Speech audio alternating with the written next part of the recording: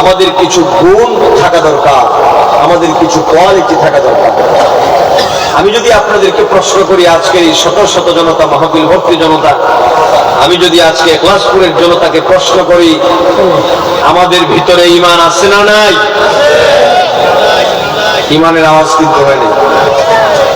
ঈমানের আওয়াজ কেমনে দিলে হবে না? ঈমানের আওয়াজ আপনারা যারা মাদ্রাসায় পড়াশোনা করেছেন, ফাজিল কামিল পড়েছেন, আকাইদে নসফি পড়েছেন, শারহুল ফিকহিল আকবার পড়েছেন, আকীদা গ্রন্থ যারা পড়েছেন, আপনারা জানেন যে ঈমানের স্বীকৃতি, ঈমানের আওয়াজ দুর্বল চিত্তে দিতে নাই, এটা দিতে হয় কলবি তাসদীকের জাযিম। ঈমানের আওয়াজ হবে অত্যন্ত দৃঢ়তার সাথে, ঈমানের স্বীকৃতি হবে অত্যন্ত দৃঢ়তার সাথে। কেউ যদি বলে মিয়া ভাই ঈমান আছে না নাই, যদি দুর্বল ভাবে বলেন আসি, তাইলে ঈমানের হক আদায় হবে না। সিংহ শার্দুলের মতো বলতে হবে আমরা নিঃসন্দেহে ঈমানদার, তাতে কোনো সন্দেহ নাই। আমি আবার প্রশ্ন করছি, বলেন আমাদের ভিতরে আল্লাহ এবং রাসূলের প্রেম এবং মহব্বত আর ঈমান আছে না না? এই তো বুঝা গেল যে আমরা ক্লাস করে আছি। এবার আসেন, আমরা যারা ঈমানদার মুমিন মুসলমান, আমাদের কিছু কোয়ালিটি থাকা চাই। এই পৃথিবীতে যারা ডক্টর, তাদের কিছু কোয়ালিটি থাকে। ওই কোয়ালিটি গুলো দেখলে পরে মনে হয় বেচারা ডাক্তারি করে। কথা কন, এই পৃথিবীতে যে ইঞ্জিনিয়ার, যে জর্জ ব্যারিস্টার, তারও কিছু কি থাকে, কোয়ালিটি থাকে। একজন পলিটিশিয়ান, তারও কিছু কোয়ালিটি থাকে। দেখলেই মনে হয় একটু নেতা নেতা টাইপ। যেমন আমাদের নেতা বাইরে মাশাআল্লাহ, দেখলেই তো মনে হচ্ছে না ও এই আমাদের করিম জুয়েল পাটোয়ারি সাহেব, দেখলেই মনে হয় একটু লিডার লিডার টাইপ। কথা বলেন আছে না নাই? ঠিক তদ্রুপ একজন ঈমানদার মুমিন মুসলমান, আমরা যারা আল্লাহর তাওহীদে বিশ্বাস করি, আমার দয়াল নবীজির রিসালাতে আমরা যারা বিশ্বাস করি, আমাদেরও কিছু কোয়ালিটি থাকা চাই। কথা বলো, আওয়াজ দাও, ঠিক কিনা? না শুধু নামে মুসলমান, যে ঈমানদার আছি আর মাঝে মধ্যে দরবারে গেলাম, একটু তাবারুক খেয়ে আসলাম, এরকম ঈমানদার হলে হবে? এবার আসেন, একজন ঈমানদার মুমিন মুসলমানের কি কি কোয়ালিটি থাকা লাগবে? সূরাতুল আনফালের মধ্যে আল্লাহ পাক প্রায় 5টি কোয়ালিটির কথা আল্লাহ পাক এখানের মধ্যে বর্ণনা করেছেন। ঈমানদার মুমিন মুসলমানদের কয়টা কোয়ালিটি থাকে?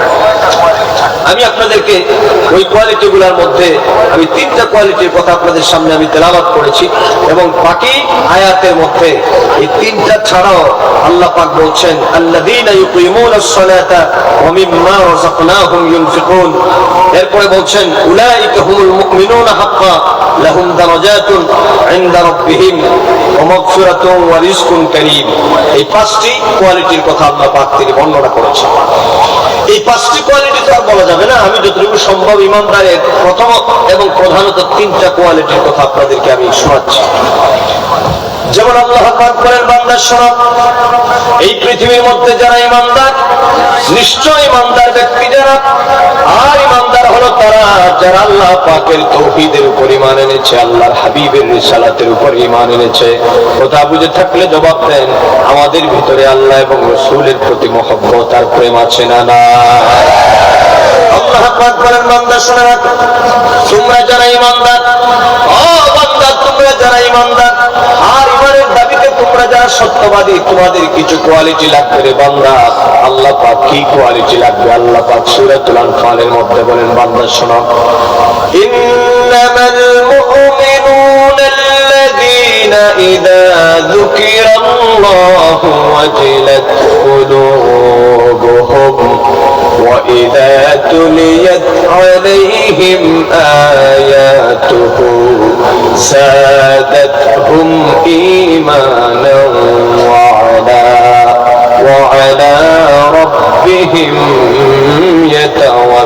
يتوكلون. جل بولون الله أكبر. محبت بولون يا رسول الله. الله أكبر. নিশ্চয় ঈমানদার হলো তারা, ইন্নামাল মুমিনুনা আল্লাযীনা ইযা যুকিরাল্লাহ। কথা কি আমার বুঝতেছেন? এই চাচা পিছন দিকে তাকাচ্ছেন কেন? বাজার আমার দিকে তাকান, বক্তৃতা এদিকে হবে। আমরা কি একটু মনোযোগের সাথে কথাগুলো শুনতে চাই কিনা? আর আমি জানি আপনারা আল্লাহ এবং রাসূলের প্রেমিক, এই জন্য হৃদয় থেকে কথাগুলো বলে যায়। আর মাহফিলের ডান পাশে যে সমস্ত ভদ্রলোকেরা কথা বলছো, তোমরা আমাদের এখানে সাউন্ড পলিউশন হচ্ছে, ডিস্টার্ব হচ্ছে। অতএব দু একজন ভাইকে ভদ্রলোকদেরকে বলেন যে আপনারা কষ্ট করে দাঁড়ায় না থেকে আপনারা মাহফিলের ভিতরে আসেন, আমাদেরকে ডিস্টার্ব করিয়েন না। আর ছোট ছোট বাচ্চা যারা আছো বাবা, বাজান তোমরা কথা বলিয়েন, একটু নিশ্চুপ চুপচাপ আমরা কথাগুলো শুনবো, বলেন ইনশাআল্লাহ। কোরআন সুন্নাহর কথা শোনা বাজান, জানেন এই মাহফিল গুলা সাধারণ কোনো মাহফিল নয়। কোরআন সুন্নাহর মিসদাক অনুযায়ী এই মাহফিল গুলা তো জান্নাতের বাগান। মানুষের আসে পাহাড় সম পরিমাণ গুনাহ নিয়ে মিলাদ কিয়াম আদায় করে আখিরি মোনাজাত দিয়ে বিদায় হয়, সদ্য প্রসূত নবজন্মা মাসুম বাচ্চার মতো হয়। আমাদের গুনাহগুলো মাফ হোক আমরা চাই কিনা? দুই হাত তুলে বলেন চাই কিনা? মহব্বতে বলেন আল্লাহু আকবার, বলেন ইয়া রাসূলুল্লাহ। গুনাহগুলো যদি মাফ হতে হয়, আমরা সেইভাবে আদবের সাথে বসার দরকার আছে না নাই? আর মাহফিল তো আর প্রতিদিন হবে না, একদিন যেহেতু আমার অনেক মুরব্বী বাবারা আপনারা নিচে বসা, যদিও এটা আসলে আমাদের কাছে কিরকম মনে হয়। এরপর আপনারা যেহেতু দাওয়াত করেছেন আমাদেরকে এখানে বসতে হচ্ছে। আমার স্ত্রী যে আমার নাম না জানা অসংখ্য বিদগ্ধ আলেমের দিন এখানে বসা, আলহামদুলিল্লাহ আমি দেখতে পাচ্ছি অনেক মান্যবর ব্যক্তিবর্গ বসা। আর আমাদের পীর সাহেব হুজুরগুলা তো আছেন, অতএব আমরা একটু বাহাদব এই যে বাচ্চাগুলার একটু বসায় দেন পিছন দিকে, ভাই একটু বসায় দেয় এদেরকে, ওরা যদি ডিস্টার্ব না করে। আল্লাহ যেন কবুল করেন, সবাই করেন আমিন।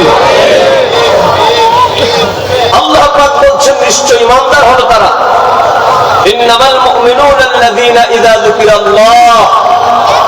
কথা বুঝবেন, আমার এই কথাগুলো বুঝতে বাকি কথা বুঝতে সহজ হবে। আল্লাহ পাক বলেন নিশ্চয় ঈমানদার হলো তারা যাদের সামনে আমার জিকির যখন করা হয়, যখন আমার জিকির করা হয়, ওয়াজিলাত কুলুবুহুম, ওয়াজিলাত কুলুবুহুম, তাদের হৃদয়টা ভিতর সন্তুষ্ট হয়ে যায়। আমি আল্লাহ পাকের জিকির শুনলে পরে তাদের হৃদয়টা ভয়ে প্রকম্পিত হয়ে যায়, তাদের মধ্যে একটা কম্পনের সৃষ্টি হয়ে যায়।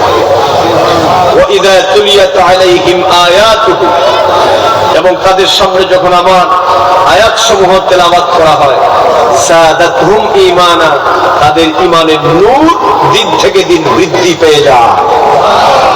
ওয়া আলা রাব্বিহিম ইয়াতাওয়াক্কালুন, আরেকজন ঈমানদার মুমিন মুসলমানের অন্যতম প্রধানতম কোয়ালিটি হচ্ছে বিপদে আপদে, মুশকিল মুসিবতে, সুখে দুঃখে, জীবনের যে কোনো পরতে মহান আল্লাহর উপরে মুতাওয়াক্কিল হয়, ভরসাকারী হয়, তাওয়াক্কুলকারী হয়। সুবহানাল্লাহ। এরপরে বলা হচ্ছে আল্লাযীনা ইউকিমুনাস সালাতা ওয়া মিম্মা রাযাকনাহুম ইউনফিকুন। চতুর্থ নম্বর কোয়ালিটি হচ্ছে ঈমানদারদের যারা নামাজ আদায় করে এবং আল্লাহর রাহে যারা, ওয়া মিম্মা রাযাকনাহুম ইউনফিকুন, আল্লাহর রাহে যারা দান সদকা করে। আল্লাহ পাক বলছে উলাইকা হুমুল মুমিনুনা হাক্কা। সুবহানাল্লাহ, বলেন সুবহানাল্লাহ। এই পাঁচটি কোয়ালিটি যারা যাদের আছে ওরা হলো প্রকৃত মুমিন। লাহুম দারাজাতুন ইনদা রাব্বিহিম, আল্লাহ পাকের দরবারে আছে তাদের বিরাট মর্যাদা। ওয়া মাগফিরাহ, এবং তাদের জন্য রয়েছে নিঃসন্দেহে ক্ষমা। সুবহানাল্লাহ বলেন না? তাদের ব্যাপারে আল্লাহর কাছে কি আছে? বিরাট মর্যাদা। ওয়া মাগফিরাতু ওয়া রিজকুন কারীম, আল্লাহ পাক তাদেরকে ক্ষমা করবেন এবং দুনিয়াতে সম্মানজনক রিজকের ব্যবস্থা করে দিবেন। কোন সুবহানাল্লাহ। কোয়ালিটি কয়টা থাকলে? পাঁচটা। ডান হাত এইভাবে দেখান, আরে দেখাইলেও তো সব আছে, পাকে পাঞ্জাতনের নিজমতি আর কি বলেন না। ইমানদারের কোয়ালিটি কয়টা? এই পাঁচটা কোয়ালিটি থাকলে আল্লাহ তিনটা পুরস্কার দিবে। কথা বলেন কয়টা? একটা হচ্ছে লাহুম দারাজাতুন ইনদা রাব্বিহিম, আল্লাহর দরবারে তাদের বিরাট মর্যাদা, দুনিয়া আখিরাতে তাদের মর্যাদা বাড়বে। ওয়া মাগফিরাহ, এবং তাদের জন্য আছে বিনা হিসাবে ক্ষমা। এবং ওয়া রিজকুন কারীম, আল্লাহ পাক তাদেরকে মর্যাদাপূর্ণ রিজিক দান করে দিবেন। কোন সুবহানাল্লাহ। এবার আসুন আমরা সংক্ষিপ্তভাবে একটু কথাগুলো শুনি। আমার প্রিয় সুধী বন্ধুরা, আমার যুবকেরা, আমার মুরব্বী বাবাজিরা, সম্মানিত ওলামা হাজারাত এবং পর্দানিশীন শ্রদ্ধেয়া এবং বোনেরা, যে যেখান থেকে কথাগুলো শুনতেছেন ভালো করে শুনেন, মনটা নরম করে দিয়া। একজন ইমানদার মুমিন মুসলমান, একজন ইমানদারের প্রথম এবং প্রধানতম কোয়ালিটি হচ্ছে ইন্নামাল মুমিনুনা আল্লাযীনা ইযা যুকিরাল্লাহ, তার সামনে যখন আল্লাহ পাকের জিকির করা হয়, আল্লাহ পাক বলেন ওয়াজিলাত কুলুবুহুম, ওই ব্যক্তির হৃদয়টা বিগলিত হয়ে যায়, ওই ব্যক্তির দিলটা নরম হয়ে যায়। আমার যুবকেরা, ও আমার মুরব্বি বাবাজিরা, একটু মন থেকে সত্য কথা বলেন। আল্লাহ পাক বলেন ঈমানদার হলো তারা যাদের সামনে আমার যখন জিকির করা হয় তখন তাদের হৃদয়টা ভয়ে প্রকম্পিত হয়ে যায়। ও ইখলাসপুরের জনগণ একটু মহব্বতের সাথে বলুন, আমরা নিঃসন্দেহে ঈমানদার, তাদের কোনো সন্দেহ নাই, কিন্তু আল্লাহ পাকের জিকির শুনলে কি আমাদের মন নরম হয় কিনা? আর পিছন দিকে যারা বললেন হয় না আপনাদের হবে কিভাবে? জিকিরের মধ্যে ধুম নাচার হাল দেন, নরম হওয়ারটা ঈমান নাই। আর যদি ওই জিকিরটা কলবের দিকে মুতাওয়াজ্জ হয়ে একজন হক হক্কানি রব্বানি আলেমের হাতে বায়াত গ্রহণ করে যদি আপনি জিকির করেন, লা ইলাহা ইল্লাল্লাহ বলার সাথে সাথে আপনার কলবের মধ্যে আল্লাহর নূর পয়দা হয়ে যাওয়ার কথা। কথা কোন ঠিক কিনা? এটা যারা তরিকতপন্থী আহলুত তাসাউফ যারা আছেন আপনারা জানার কথা। এবার আসেন, আল্লাহ বলেন আমার জিকির শুনলে পরে ঈমানদারদের হৃদয় বিগলিত হয়ে যায়। কথা বুঝতেছেন আমার? এখন মনে করেন আমাদের হৃদয়টা বিগলিত হয় না। সাপোজ ফর এক্সাম্পল, মনে করেন আমাদের দুনিয়ার চিন্তায়, সবকিছুর চিন্তায় মনে করেন আমাদের দিলটা বিগলিত হয় না। এখন আসুন, এই যে জিকির, এই জিকির শব্দ দ্বারা আল্লাহ পাক কি বোঝাতে চেয়েছেন এই সূরাতুল আনফালের এই আয়াতে? কোরআনুল কারীমের মধ্যে প্রায় 5টি বিষয়কে জিকির বলা হয়েছে। কয়টা বিষয়কে বলা হয়েছে? জিকির বলা হয়েছে 5টি বিষয়কে। এর মধ্যে আমরা যে আপনাদের সামনে বক্তৃতা করতেছি এটাকে কোরআনের ভাষায় জিকির বলা হয়েছে। কথা কোন কি বলা হয়েছে? যেমন আল্লাহ পাক বলেন ফাযাক্কির ইন নাফাতিল যিকরা সায়াযাক্কারু মান ইয়াখশা ওয়া ইয়াতাজান্নাবুহাল আশকাল্লাযী ইয়াসলান নারাল কুবরা ثم لا يموت فيها ولا يحيا قد أفلح من تزكى وذكر اسم ربه فصلى আল্লামা ইমাম ফখরুদ্দিন রাজি রহমাতুল্লাহি আলাইহি তাফসীরে মাফাতিহুল গায়ব, যেটাকে আপনারা তাফসীরে কবির হিসেবে জানেন, সেখানের মধ্যে তিনি কোরআনের মধ্যে 5 প্রকারের জিকিরের কথা তিনি উল্লেখ করেছেন। আমার বাবাজিরা, এর মধ্যে মহান আল্লাহ পাকের নাম করে আমরা যে জিকির করি সেটা আল্লাহ পাকের এক প্রকারের জিকির।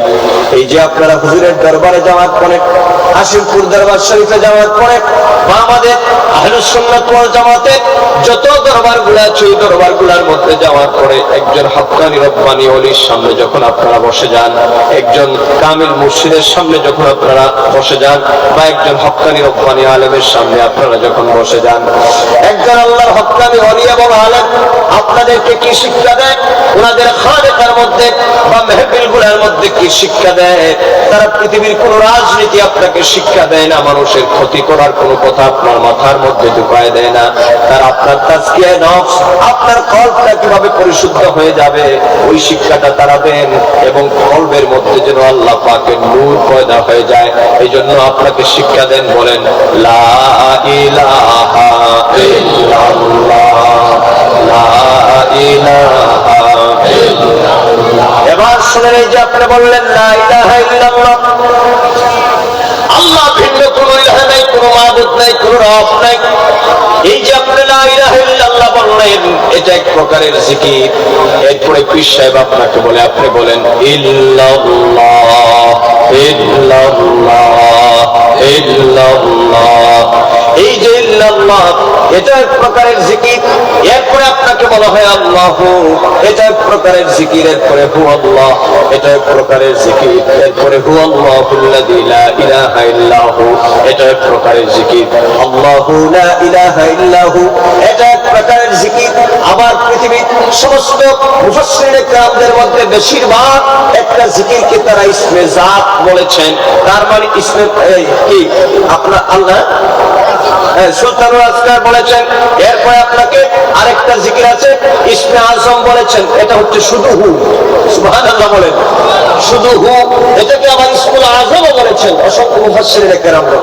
আমার বাবাজিরা, এই হু শব্দটাই যে আমরা বলি মাঝে মধ্যে হু হু, এই হু মানে হচ্ছে আমার আল্লাহ পাক।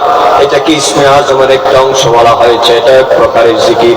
তাহলে কথা বুঝে থাকলে বলেন, আমি এই পর্যন্ত আপনাদেরকে যে লফজগুলা আপনাদের সামনে বলেছি এগুলা কার জিকির? আস্তে করে নজরে বলেন, কার জিকির?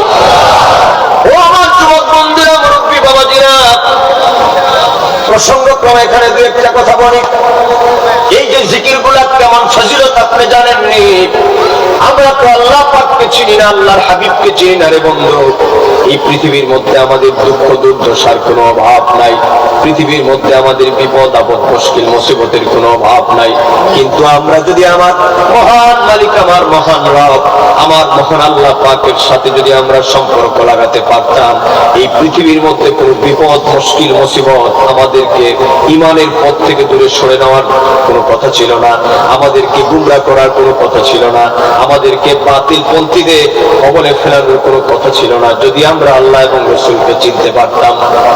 আমার যুবক বন্ধুরা, মুরব্বী বাবাজিরা, শুনেন ভালো করে। এই যে আল্লাহ পাকের জিকির, এটা কত বড় নিয়ামত এবং গনিমত। যুবক রে, আজকের মাহফিল থেকে প্রথম শিক্ষাটা বাড়ি নিয়ে যাও। আমি একদম গুনাহগার, নেশার আমাদের কথা নয়, প্রসঙ্গক্রমে কথা যেহেতু এসেছে একটু কথা বলে যাই। মাঝে মধ্যে সময় পাইলে জিকির করবা। গাড়িতে বসে কোথাও যাচ্ছ, সময় তোমার আছে, ওযু যদি থাকে একটু জিকির করবা, ওযু যদি নাও থাকে একটু তোমার ঠোঁট যেন না নড়ে। ঘর থেকে তুমি সকালবেলা অফিসে যাবা, ওযু করে বের হও, আমি বলবো প্রয়োজন হলে গোসল করে বের হও। গাড়ির মধ্যে বসেছো বা প্লেনের মধ্যে বসেছো, স্টিমারের মধ্যে বসেছো, লঞ্চের মধ্যে বসেছো, মানুষের সাথে কোনো কথা না বলে তোমার কলবের দিকে মোতাবাজ্জ হয়। আসো তুমি বাংলাদেশে, আসো তুমি জমিনের মধ্যে, তোমার ঠোঁট নড়বে না, তোমার কলবের মধ্যে একটা জিকির জারি করে দেওয়া, তুমি পড়তে থাকো লা ইলাহা ইল্লাল্লাহ, লা ইলাহা ইল্লাল্লাহ, লা ইলাহা ইল্লাল্লাহ, লা ইলাহা ইল্লাল্লাহ। এখানে একটা কথা বলি, এই যে লা ইলাহা ইল্লাল্লাহর জিকির আমরা করছি, আপনারা সকলেই জানেন জিকির করলে পরে কলবে আল্লাহর নূর পয়দা হয়, অন্তর থেকে শয়তান বিদরিত হয়। কিন্তু শয়তান অনেক লোক আছে জিকির করে ঠিক, কিন্তু শয়তান মুঠো তার কাছ থেকে যায় না। কথা কোন ঠিক কিনা? যাবে কিভাবে? আমরা জিকিরের হক আদায় করে জিকির করি না। এই যে আপনার বাম স্তনের দুই আঙ্গুল নিচে লতিফায়ে কলব, আল্লাহ পাকে হাবিব বলেছেন ইন্নাশ শায়তানা জাসিমুন আলা কলবি ইবনে আদম। প্রত্যেক বনি আদমের, এই কথাগুলো আপনারা জানেন, জানা কথা, প্রত্যেক বনি আদমের কলবের মধ্যে শয়তান জাদু মেরে বসা। ফাইদা যাকারাল্লাহ খানাসা ওয়া ইযা গাফালা ওয়াসওয়াসা। এই পৃথিবীর মধ্যে কোন ব্যক্তি যদি আল্লাহ পাকের জিকির করে, আল্লাহ জাল্লা শানুহু আম্মা নাবালুহু জিকির যখন করে, তখন শয়তান কি হয়ে যায়? দূর হয়ে যায়। এরপরে বান্দা যখন আল্লাহর জিকির থেকে গাফিল হয়ে যায়, শয়তান আবার ওয়াসওয়াসা পয়দা করে। যুবক বন্ধুরা, এই জন্য জিকিরের সময় এদিকে ওই দিকে তাকাবা না। মুরব্বী বাবাজিরা আমার, আপনারা এদিক সেদিক তাকাবেন না। সম্ভব হলে চোখটা বন্ধ করে কলবের দিকে আপনি মোতাবাজ্জ হবেন। কলবের দিকে খেয়াল করে আপনারা মহব্বতের সাথে ইল্লাল্লাহর আওয়াজটা যেন আপনার কলবের মধ্যে গিয়ে ধাক্কা খায়। কথা বলেন ঠিক কিনা? কোথায় ধাক্কা খায়? কলবে। কোথায়? বাম স্তনে দুই আঙ্গুল নিচে লতিফায়ে কলব। বলেন এটার নাম কি? কলব। দুই তিন জনে বললে হবে না, সকালে বলেন, বলেন কলব। এই কলব শব্দের অর্থ কি? আপনারা তো জানার কথা। কলব শব্দের অর্থ কি বলেন? আচ্ছা যাই, কলব শব্দ, আচ্ছা কলব শব্দের অর্থ হচ্ছে নাড়াচাড়া করা, প্রকম্পিত হওয়া। এই জন্য দেখবেন বহু মানুষের কথায় লড়ে, সকালে কয়েকটা বিকেলে কয় আরেকটা। কথা বলেন আছে না নাই? কথা কি আবার বুঝতেছেন? বলে কয় আমি হুজুর বিকাল বেলা আপনার সাথে দেখা করবো, কিন্তু 2 দিন পার হয়ে গেছে, ওই মুখে আর খবর নাই। কথা বলেন আছে না নাই? তার মানে ওই যে কল করে বলছে কয় আপনার টাকাটা আমি আগামীকালকে দিয়ে দিব, কিন্তু 3.5 দিন চলে গেছে, ওই লোকের আর কোনো খবরই নাই। তার মানে কই যে কল নড়াচড়া করে। এই কল্প নড়বে, আর শয়তানের কল্পটাকে নাড়াইতে পারলে আপনার গোটা দেহটাকে অন্যায় অসৎ কাজের মধ্যে লিপ্ত করতে পারবে। আমার যুবক বন্ধুরা ও পর্দানিশীল মা বোনেরা ভালো করে শোনো। সমাজের মধ্যে আমরা বহু লোককে দেখি নামাজ পড়ে না, বহু লোককে দেখি মিথ্যা কথা বলে, বহু লোককে দেখি আমরা স্বামী স্ত্রীর মধ্যে সম্পর্ক ভালো নয়, আল্লাহ পাকের পক্ষ থেকে যে জোড়া তোমার আমার জন্য দিয়ে দেওয়া হয়েছে, আজকের সমাজের মধ্যে আমরা দেখি স্ত্রী তার স্বামীকে সম্মান করে না, স্বামী তার স্ত্রীকে সম্মান করে না, স্ত্রী তার স্বামীর হক আদায় করে না, স্বামীও তার স্ত্রীর হক আদায় করে না। কথা বলেন ঠিক কিনা? আমাদের কাছে অহরহ প্রশ্ন আছে, অহরহ বলে কয় হুজুর বিয়ে শাদীতে করছে কিন্তু মন তো আরেক দিকে টানে। কথা বলেন, আপনাদের মধ্যে নাই কিন্তু বহু জায়গায় আছে। লোকেরা বলে আজকে শহরে আজকে যত এলিট শ্রেণীর লোক দেখতে পাবেন, বিশেষ করে আমাদের ঢাকা গুলশানে জানা যায় পরিবারে শান্তি নাই। আমরা দায়িত্ব নিয়ে কথা বলছি, কারণ আপনাদের দোয়া একেবারে সমাজের সব শ্রেণীর লোকদের সাথেই তো আমাদের উঠা বসা হয়। টাকা যত বেশি জ্বালাও তত বউতে একদিকে, জামাই আর একদিকে। কথা কন ঠিক কিনা? বিয়ে একটা করছে কামিন নামা দিয়ে, রেজিস্ট্রারি একটা, আরো 4-5টা আছে বিনা রেজিস্ট্রারি। এরকমও আমাদের বাংলাদেশে কিন্তু অহরহ আছে।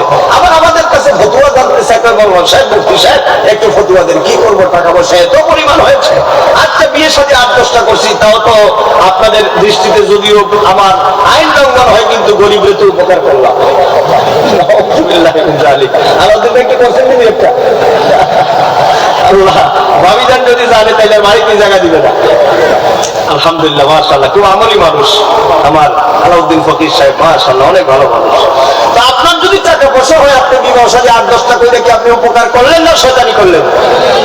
আল্লাহর বিধান যদিও আছে 4টা, কিন্তু আপনি 8-10টা কি আপনি কি রক্ষিতা রাখলেন? আবার মুফতি সাহেবের কাছে ফতোয়া চাইলেন, আবার খুব সুন্দর করে বললেন যে বাবা স্যার আমি তো জনগণের উপকার করছি। যেমন কিভাবে বলি ভাইজান, অনেক নেতা সাহেব আছে, আপনারা বেজার হবেন না। আপনারা বলুন, আপনার কি মানুষের উপকার আগে না আল্লাহর হক আগে? আজকে তোমার নামাজ দিয়ে বলেন কার হক আগে? অনেক নেতা সাহেবরা আমাদেরকে বলে মৌলানা সাহেব এই নেন 500 টাকা কর করে উঠা দিয়া 1000 টাকা দেবে। ব্যাপার কি ভাই? ওই ভাই রাস্তা করেছি, কালভার্ট করেছি, ব্রিজ করেছি, সব কিছু করি, এই আর কি একটু সময় পাই না নামাজটা পড়া। আমার সব ঠিক। আচ্ছা বলুন তো, তিনি সব করেন কিন্তু নামাজ পড়ায় সময় পান না, আসলেই কি ওনার সব ঠিক আছে? হ্যাঁ, কথা কন না। আল্লাহর কাজটা যদি করতো তাহলে ওনার 116 গলায় পূর্ণ হয়ে যেত। কথা বলেন, আওয়াজ দিয়ে বলেন ঠিক না? তাহলে হুকুম মানতে হবে কার? আসতে বলবেন, আওয়াজ দিয়ে বলেন হুকুম মানতে হবে কার? এই জন্য আমার বন্ধুরা, এই যে দিলের মধ্যে পাপ কাজের উদয় হয়, এই যে পাপ, এই কলবের মধ্যে পাপ কাজের উদয় হয়, কারণ শয়তান ওই কলবের মধ্যে ওয়াসওয়াসা পয়দা করে দেয়। এই জন্য আল্লাহর হাবিব বলেছেন, ইন্না শায়তানা জাসিমুন কলবি আলা ইবনে আদম। ও আমার উম্মতেরা, প্রত্যেক বনি আদমের কলবের মধ্যে শয়তান জাদু করে বসে আছে। কিন্তু আমার উম্মত যখন আল্লাহ আল্লাহ নামের জিকির যখন করে, ইল্লাল্লাহর আওয়াজ যখন কলবের মধ্যে দেয়, তখন শয়তান তার অন্তরের মধ্যে থাকতে পারে না। এই জন্য আমার ইখলাসপুরের জনগণ আজকে আপনাদেরকে বলে দেই, যখন আপনি সময় পাবেন, মনটারে নরম করে একাগ্র চিত্তে একটু সময় পাইলে পরে মুহাব্বতের সাথে চক্ষুটা বন্ধ করে কলবটা যেন পরিষ্কার হয়ে যায়, আপনারা একটু বলবেন লা ইলাহা ইল্লাল্লাহ, লা ইলাহা ইল্লাল্লাহ,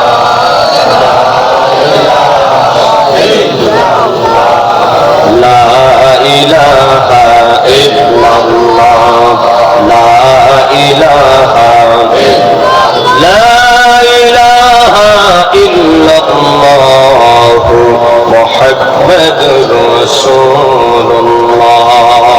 সকলে বলুন সাল্লাল্লাহু আলাইহি ওয়াসাল্লাম। আরো দুই একটি কথা হক আদায়ের জন্য বলি, যেহেতু আমার বিষয়ের সাথে রিলেটেড, আমার যুবকদের জন্য কথাগুলো বলবো। যুবক, তুমি কলেজে পড়ো, বিশ্ববিদ্যালয়ে পড়ো, যুবক তুমি ব্যবসা বাণিজ্য করো। অনেক যুবকেরা বলে কয় হুজুর আমরা বড় ডিপ্রেশনে আছি, আমার চাকরি হয় না, ব্যবসা বাণিজ্যের মধ্যে বরকত হয় না। এমন যুবক আমাদের সমাজে আছে না নাই? অনেক যুবক ছেলেরা আছে, অনেক যুবক যুবতী মেয়েরা আছে, বলে হুজুর আমাদের সময় তো হয়ে যাচ্ছে কিন্তু বিবাহ শাদীটাও আমার হচ্ছে না। অনেক মানুষ আছে পেরেশানিতে আছে, তার কাঙ্ক্ষিত একটা চাকরি হচ্ছে না। যুবকরা মনে রাখবা, এই পৃথিবীর মধ্যে কেউ তোমাকে কিছুই দিতে পারবে না। আমরা যারা আহলুস সুন্নাত ওয়াল জামাতের অনুসারী, আমরা যারা সুন্নি মুসলমান, আমরা যারা আল্লাহর উপর ঈমান এনেছি, আমরা যারা আমার দয়াল নবীর উপর আমরা ঈমান এনেছি, আমাদের ঈমান ও বিশ্বাস আকীদা হচ্ছে সব দেওয়ার মালিক তিনি হলেন আমার আল্লাহ। আওয়াজ দিয়ে বলেন সব যিনি দিবেন তার নাম কি? এরকম নয়, আল্লাহ নামটা এরকম নয়। আরে ভাই প্রেমের সাথে বলেন না, বলেন আল্লাহ, বলেন আল্লাহ, বলেন আল্লাহু আকবার। আল্লাহর নামটা একটু जो बात दिल से निकलती है वो असर रखती है, যেই কথাটা দিল থেকে বের হয় তার একটা প্রভাব তৈরি হয়। আল্লাহর নামটা একটু মহব্বতের সাথে নিবে। যুবক ভালো করে শোনো, যুবক তোমাকে বলে যায়, আমি দেশের আমাদের কথা নয়, কথাগুলো আল্লাহ এবং রাসূলের পক্ষ থেকে শোনা যায়। এই জীবনে যত বড় বিপদে আছো, যত বড় মুসিবতে থাকো না কেন, দুইটা জিনিসকে তোমার গলার মালা বানাও। একটা হচ্ছে আল্লাহ পাকের জিকির, আর একটা হচ্ছে আমার দয়াল নবীর মহব্বতের সাথে দুরূদ ও সালাম। আপনারা বলুন, আমরা একদিক দিয়ে জিকির করবো, আবার দুরূদ শরীফ পড়বো, কথা বলেন ঠিক কিনা? একদল আছে শুধু জিকির আছে, দুরূদ, কথা বলেন আছে না নাই? আমরা এই দলে, এই যুবক কথা বলো, আমরা এই দলে। আল্লাহ আছেন যেখানে, আমার নবী আছে, জিকির আছে যেখানে, দুরূদ ও সালাম আছে, দুরূদ শরীফ করতে দেয় না, পুরো কপাল। আমি গত পরশুদিন টাঙ্গাইলে ছিলাম, আপনারা সোশ্যাল মিডিয়া আপনারা দেখেছেন, অনেকে দেখছেন হয়তো। আমি দুরূদ শরীফ পড়া শুরু করছি, সাইফাত মুহতামিম সাহেব আসছে, তাদের সাথে বহু ছাত্র নিয়ে আসা, বলে এইরকম বেদাতি দুরূদ পড়া যাবে না। দেখছেন, আমি তখন বললাম, মুহতামিম সাহেবরা গায়করা আপনাদের চাইতে আমি খুব ছোট, আমি এত বড় শরীর আমার স্বাস্থ্য না, দয়া করে যদি 10-15 মিনিট বসেন আমি একটু কথা বলতে পারি। আলহামদুলিল্লাহ মুহতামিম সাহেবরা বসছেন, বসার পরে বাকিগুলো অবশ্যই আপনারা দেখেছেন। আমরা আল্লাহ এবং রাসূলের পক্ষে কথা বলেছি। নবীজির দুরূদকে যদি আপনি অস্বীকার করেন, আপনার ঈমানই থাকবে না। তুমি মিয়া কি ইসলাম কায়েম করতে চাও? তুমি কোন ইসলাম কায়েম করতে চাও? খালি ইসলাম কায়েম করবো, এই করব সেই করবো, এন করেঙ্গা তেন করেঙ্গা, লাঠি দিয়ে আমাদের পুকুর ভরেঙ্গা, তুমি একেবারে সব কইরা দিবা। তোমার মধ্যেই তো ইসলাম নাই, তুমি আমার সমাজে দেশে ইসলাম কেমনে কায়েম করবা? কথা বলো ঠিক কিনা? এখন আপনারা বলবেন, হুজুর ইসলাম নাই কেমনে? বেটা আল্লাহ নাম জপতে জপতে শহীদ হয়ে যায়। আরে বেটা আল্লাহ নাম জপলে তো হবে না, আল্লাহর নাম যিনি শিক্ষা দিয়েছেন সেই নবীর নাম আপনাকে গলার মালা বানানো। কথা বলো ঠিক কিনা? এই জন্য আমি আজকের মাহফিল থেকে উদাত্ত কণ্ঠে বলতে চাই, আমরা আল্লাহর জিকিরের পাশাপাশি আমার নবীর দরুদ ও সালামের পক্ষে আমরা আছি না?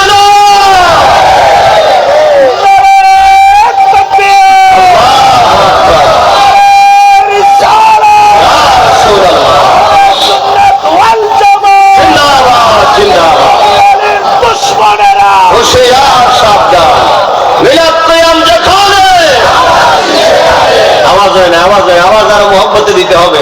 মিলাদ কিয়াম যেখানে, দুরূদ ও সালাম যেখানে, জিকির আজকার যেখানে, মাশাআল্লাহ বলেন, মাশাআল্লাহ বলেন, মারহাবা বলেন, মারহাবা ইয়া রাসূলুল্লাহ।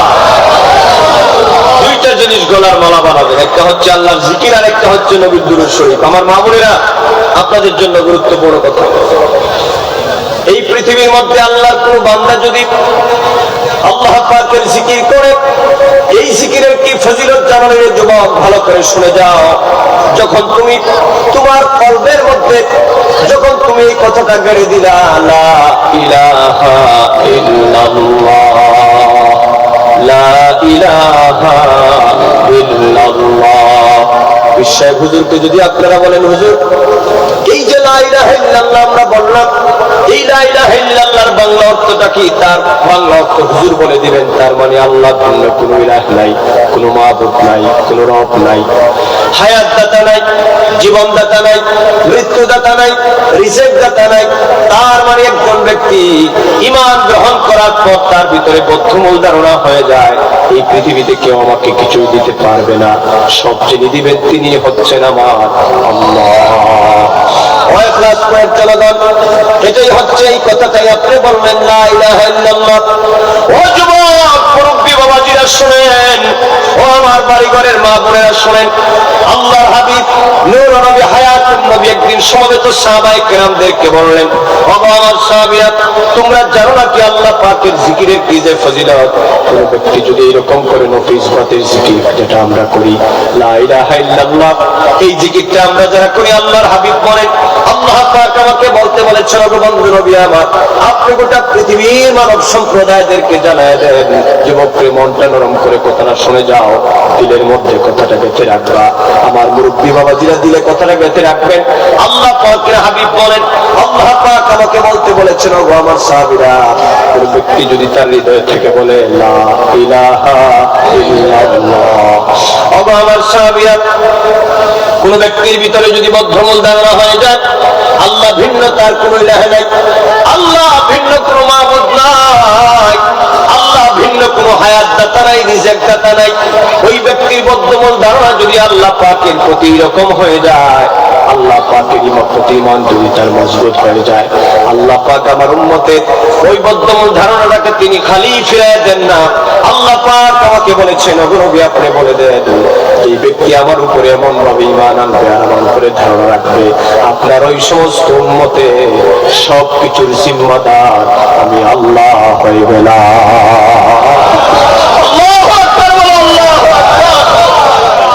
যুবক বন্ধুরা, আমার মুরব্বী বাবাজিরা, ভালো করে শুনেন, আল্লাহর হাবিব বলেন, যেই ব্যক্তি দিল থেকে বলবে লা ইলাহা ইল্লাল্লাহ, ওই ব্যক্তির সবকিছুর জিম্মাদার আমার আল্লাহ হয়ে যায়। যুবক রে, কত বড় কথা! আমাদের জিম্মাদার যদি আমার আল্লাহ হয়ে যায়, বাবাজান, যদি আমার আল্লাহ আমাদের জিম্মাদার হয়ে যায়, আপনারা বলুন, দুনিয়া আখিরাতে, কবরে, হাসরে, মিজানে, পুলসিরাতে আমাদের কোনো ভয় ভীতি আর পেরেশান থাকবে নাকি? আওয়াজ দিয়ে বলেন, থাকবে নাকি? আরে বাবা, আল্লাহ যার জিম্মাদার হয়ে যায়, আল্লাহ যার জন্য কাফি হয়ে যায়, ওই ব্যক্তির মাকাম যে কত বড়! আল্লাহু আকবার তাইয়্যিবা। আচ্ছা, আমি আপনাদেরকে একটা দুনিয়ার একটা উদাহরণ দিই। মনে করেন আমাদের দেশের nominal head of the state, আমার দেশের এই রাষ্ট্রের স্টেটের প্রেসিডেন্ট শাহাবুদ্দিন চুপ্পু সাহেব যদি মতলবে কাউকে বলে যে নেতা চিন্তা নাই, তোমার সাথে আমি আছি, নেতা ভাই লাভ দিয়ে 22.5 উঠবো, কথা ঠিক কিনা? আরে বাবা, আমার কি পাওয়ার কম নাকি যে আমার সাথে nominal head of the state, আমার সাথে রাষ্ট্রের প্রধান আছেন? কথা বলেন, রাষ্ট্রপতি যদি কারো বন্ধু হয় আর তিনি যদি বলে আমি আছি তোমার সাথে, তাই কোনো ভয় থাকবে? আমাদের লিডার সাহেবকে যদি বলে তোমার কোনো ভয় নাই, কথা বলেন, এই রাষ্ট্রে চলতে কি তার কোনো ভয় থাকবে? তোমার যা লাগে তা আমি দেখবো। ওই ব্যক্তিটা এই রাষ্ট্রে চলতে তার কোনো ভয় থাকার কথা। কিন্তু রে যুবক, শুনে রাখো, তিনি তো কোন রাষ্ট্রের প্রেসিডেন্ট না, তিনি রাশিয়ার প্রেসিডেন্টের মতো নন, তিনি আমেরিকার প্রেসিডেন্টের মতো নন। গোটা পৃথিবীর যত রাজা বাদশা আছে, সকল রাজাদিরাজ তিনি হলেন আমার আল্লাহ। আর সে আল্লাহ পাক বলেন, ওগো হাবিব, আপনার উম্মতদেরকে আপনি জানায় দেন, যে ব্যক্তির ভিতরে বদ্ধমূল ধারণা হয়ে যাবে আমি আল্লাহ ছাড়া আমার বান্দার কেউ নাই, আমি আল্লাহ তার জন্য যথেষ্ট হয়ে যাই। আলাইসাল্লাহু বিকাফিন আবদা, আলাইসাল্লাহু বিকাফিন আবদা, আমি আমার বান্দার জন্য যথেষ্ট হয়ে যাই। সুবহানাল্লাহ। আচ্ছা বলুন তো, আল্লাহ যদি কারো যথেষ্ট হয়ে যায়, পৃথিবীতে বিপদ আপদ মুশকিল মুসিবতেও ওই ব্যক্তি কোনো ক্ষতি হওয়ার কথা। তাহলে আমার যুবকেরা বলো, আল্লাহ আমাদের হোক, আমরা সেটা চাই কিনা? আসতে কবেন না, একটু মহব্বতে বলেন, আল্লাহ আমাদের হোক, আল্লাহ আমাদের সকল প্রয়োজন মিটায় দেখ, এটা আমরা চাই কিনা? এবার আসেন মুফাসসিরে কেরামগণ, এর মধ্যে যারা আহলুল মুতাসাউফ, আহলে তাসাউফ যারা, ওনাদের ব্যাখ্যাটা শোনায় দেয়, আল্লাহ যদি কারোর জন্য কাফি হয়ে যায়, এই কথার ব্যাখ্যাটা কি আমার যুবকেরা শোনো। আল্লাহ পাকের হাবিবের এই কথার ব্যাখ্যা করেছেন মুফাসসিরে কেরামগণ, তারা বলেছেন একজন বান্দার জন্য আল্লাহ যথেষ্ট হয়ে যায়, মানে হলো ওই বান্দার যত প্রয়োজন আছে আমার আল্লাহ তার নিজ জিম্মায় তা পূরণ করে দেন। আমাদের খাবারের প্রয়োজন, আমাদের ধনরাশির প্রয়োজন, আমাদের মর্যাদার প্রয়োজন, আমাদের পৃথিবীতে ইজ্জতের সাথে বাঁচার প্রয়োজন, কথা বলেন, আস্তে করে নাচে না নাই? আমার মুরব্বী বাবাজিরা, অতএব আল্লাহ যদি কারো হয়ে যান, এই পৃথিবীর মধ্যে তার বান্দার যা কিছু দরকার আল্লাহ পাক করেন আমার আপনি জিম্মায়, আমি আমার বান্দার সব অভাব অভিযোগ পূরণ করে দেই। রহমান, তুমি মেহেরবান। বলেন না সবাই, তুমি রহমান, তুমি মেহেরবান। পাপী বুঝে না তব শান, অন্ধ বুঝে না তব শান, তুমি রহমান, তুমি মেহেরবান। জনম জপ নম যদি গাহি, তোমার মহিমা গাওয়া শেষ হবে নাহি। দয়া করো হে প্রভু, দয়া করো হে প্রভু, তুমি দয়াবান, তুমি রহমান। যাই হোক, সময় কিন্তু অনেক কমে যাচ্ছে। আমি আরেকটা কথা শুধু জিকিরের কথা বলবো, এর দ্বারা ফায়দা কি হয়। তানবীহুল গাফিলিন কিতাবে আল্লামা ফকি আবুল লাইস সামারকান্দি রাহমাতুল্লাহ আলাইহি যাকিরানদের ফজিলতের কথা বর্ণনা করতে গিয়ে তিনি বলেছেন, যারা জিকির করে। আপনারা কি জিকির করেন? নি অভ্যাস আছে নি আপনাদের? কথা বলেন, আছে নি আপনাদের?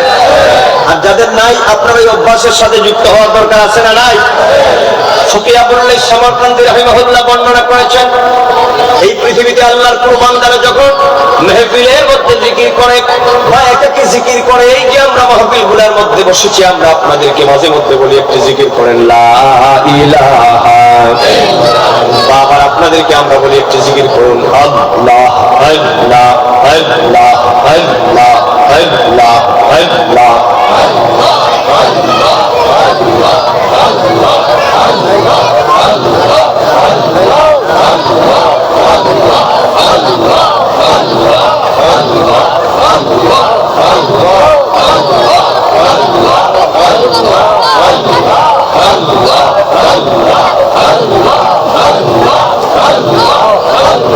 দয়াল রহমান কে পারে পৌঁছিতে তোমার শান, আল্লাহ আল্লাহ আল্লাহ।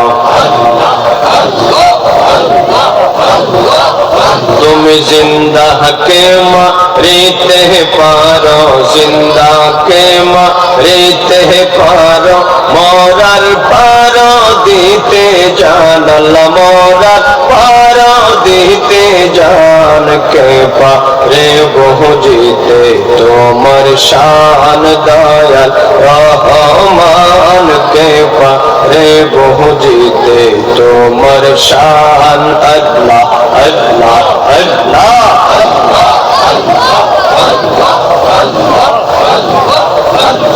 মা বাপ ছাড়া আদম আল্লাহ বানাইয়া নিজ কুদরতে, পিতা ছাড়া পুত্র ঈসা মরিয়মের উদরে।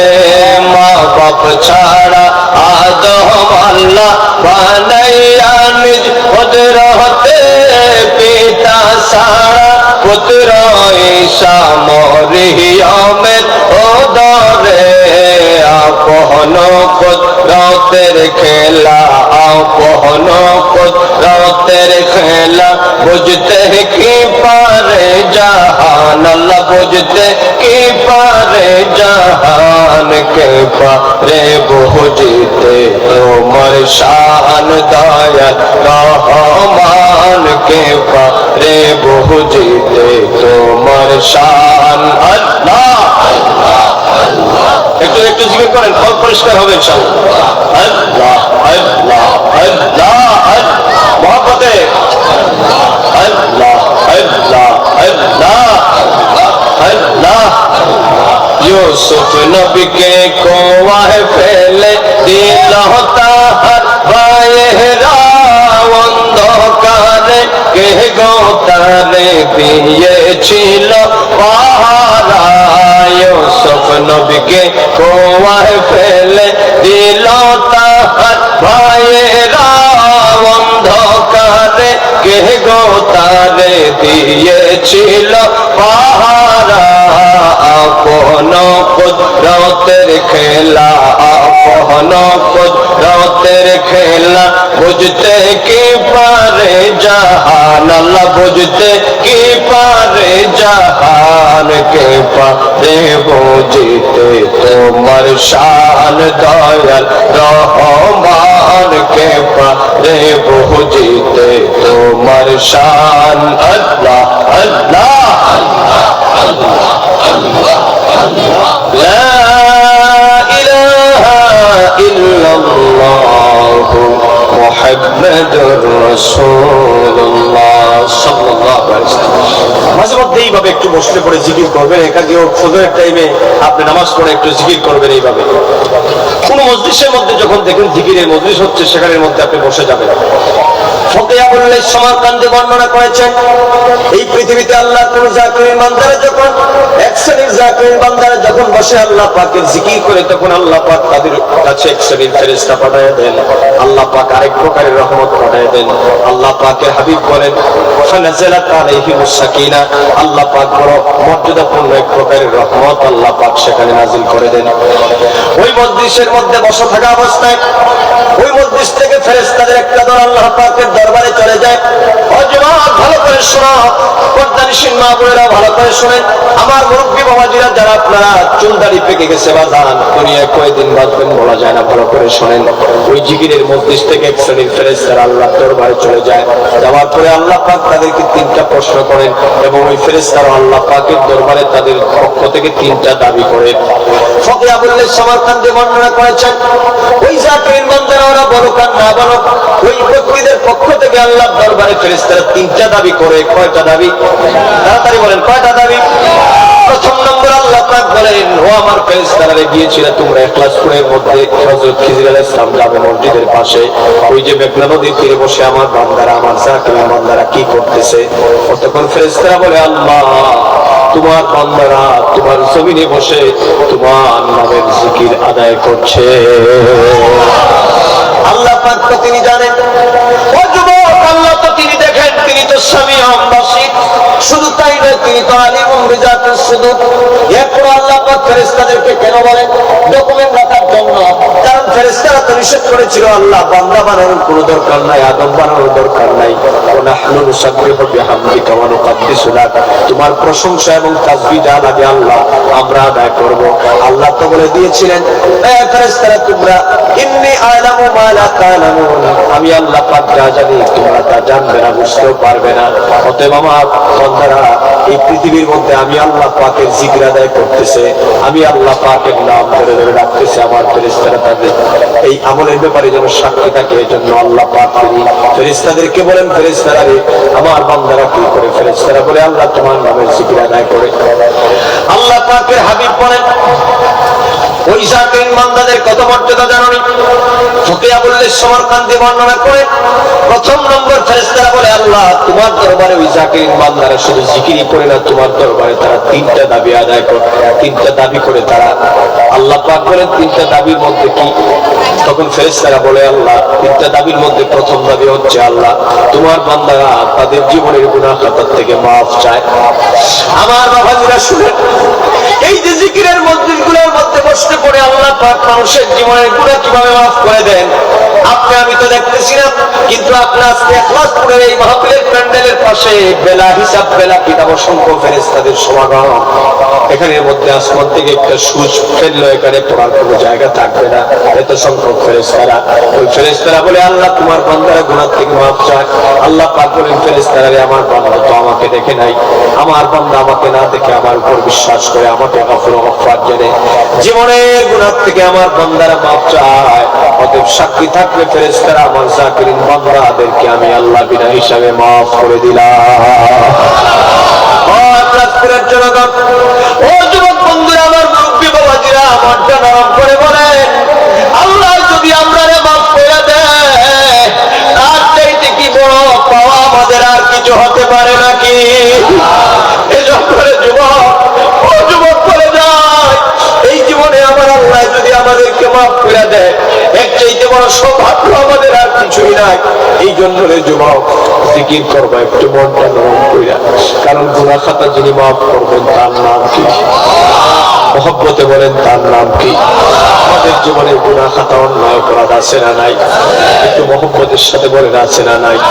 আল্লাহ যেন আজকের মাহফিল থেকে আমাদের গুনাহগুলোকে মাফ করে দিয়ে আমল নামাটাকে যেন পাক আর সাফ বানায় দেয়।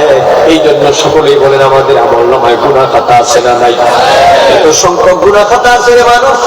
ও দুনিয়ার মানব সম্প্রদায়, গুনাহ করতে করতে জীবনের ভরাকে আমরা ডুবায় ফেলে দিয়েছি। আজকে যদি মৃত্যু হয়ে যায় আল্লাহর দরবারে দাঁড়ানোর মতো কোনো উপায় নাই। এই জন্য জীবনের গুনাহ মাফ হওয়ার জন্য আল্লাহ পাকের জিকিরের কোনো বিকল্প নাই, আমার নবীর দুরূদ শরীফের বিকল্প নাই।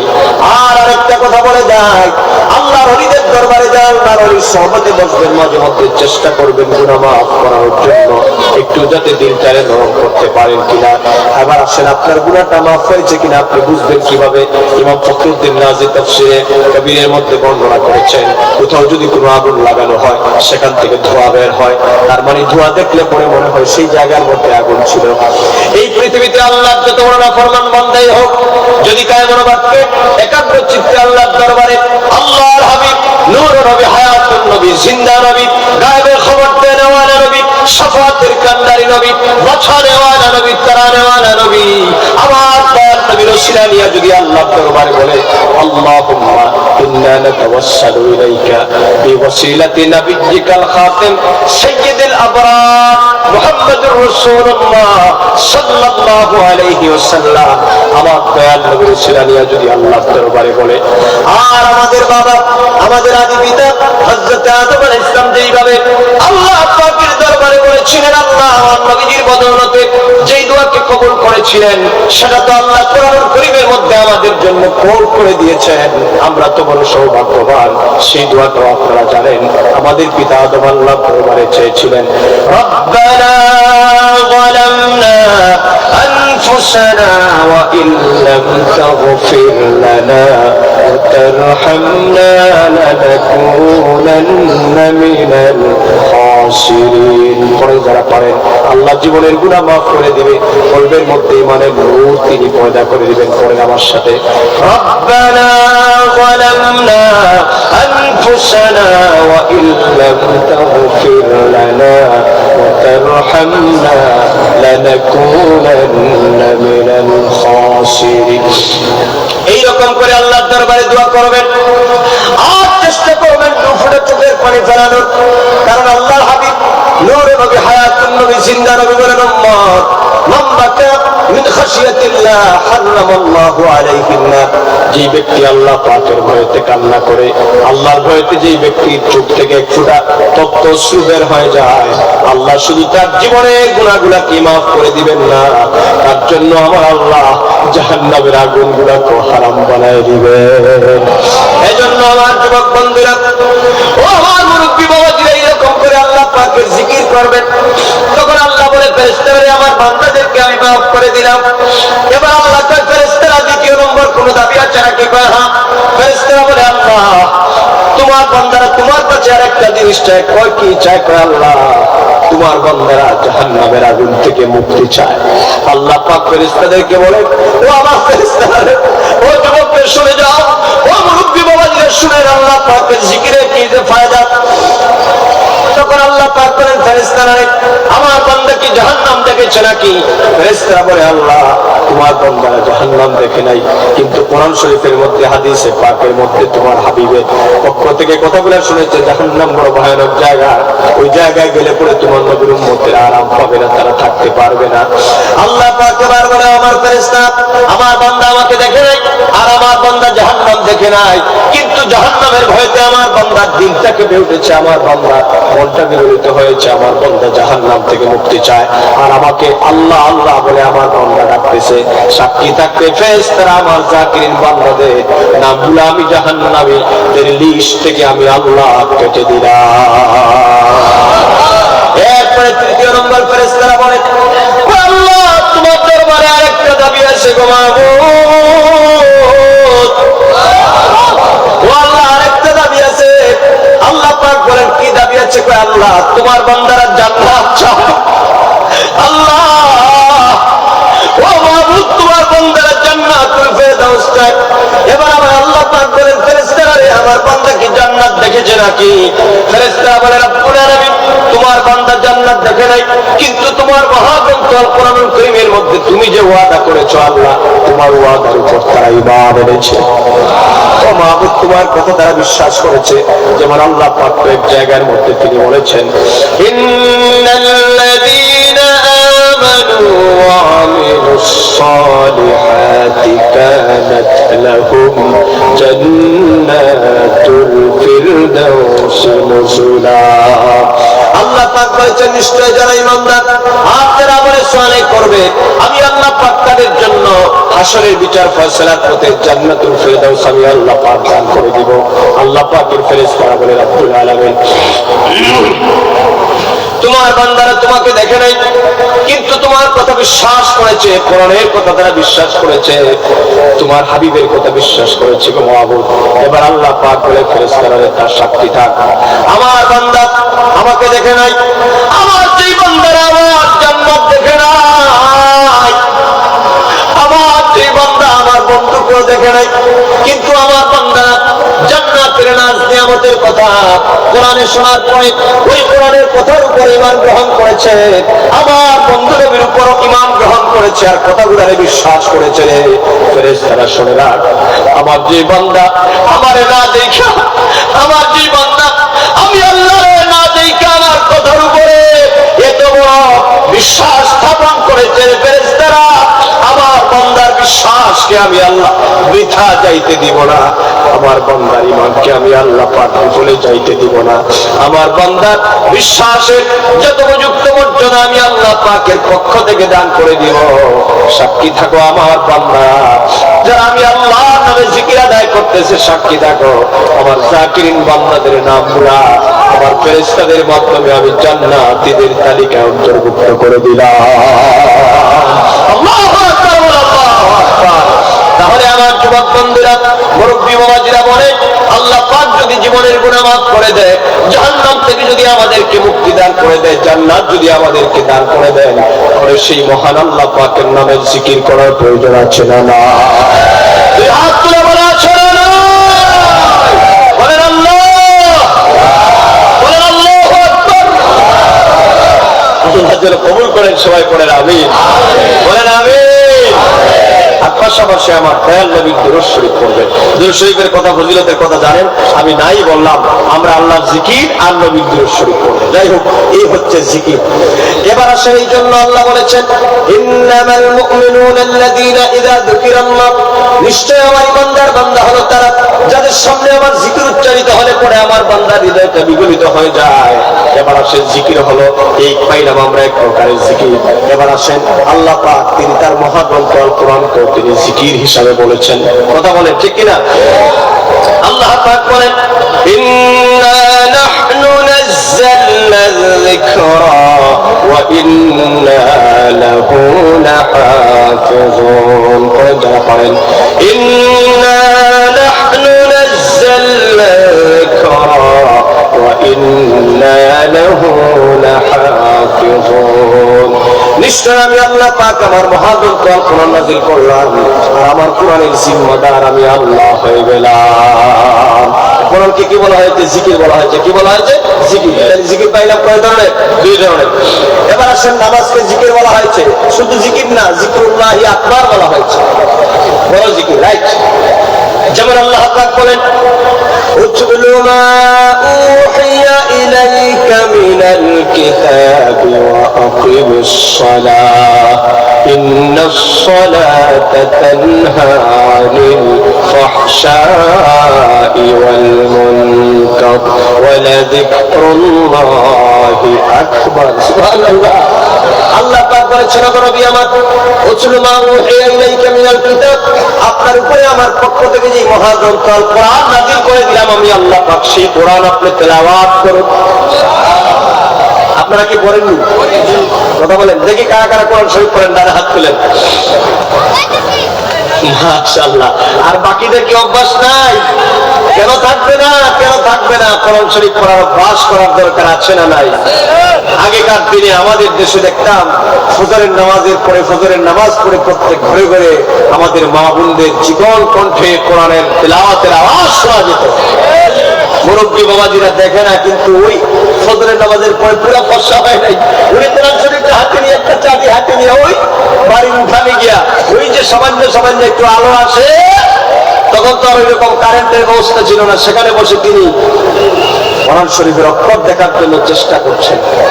আবার বহু মুরব্বিয়ানে কামদেরকে দেখতাম আমরা পুরোপুরি পড়তেও পারেন না, কিন্তু একটু ছেলাই ছেলাই ধাক্কাই ধাক্কাই আবার বলতে হুজুর পারি না পারি, কোরআনের দিকে তো তাকায় থাকতেছি, আল্লাহ চাইলে তো রুসিলা মাফ করে দিতে পারে। কথা বলেন ঠিক কিনা? আর এখন আপনি ঘুমাতে যান রাতের 3টায়, উঠেন বেলা 2:30, আপনার ফজর কোন দিকে যায় আপনার খবর থাকে না।